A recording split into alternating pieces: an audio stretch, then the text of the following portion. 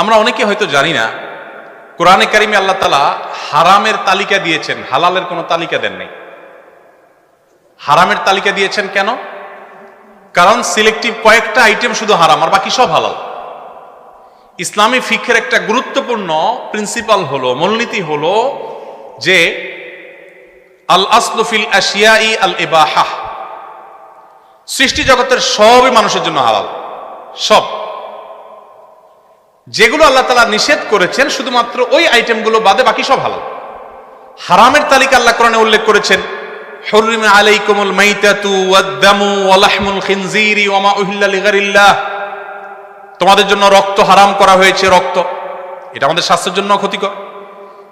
মৃত প্রাণী হারাম করা হয়েছে, শূকর হারাম করা হয়েছে। এটা অবশ্য বুঝে আসে না শূকর হারাম কেন করা হয়েছে। পৃথিবীর বহু মানুষ শূকর খায়, কিন্তু তারা ভালো আছে, সমস্যা নাই, বোঝা যাচ্ছে। তাহলে কেন হারাম করেছেন? ওই যে আল্লাহ রাব্বুল আলামিন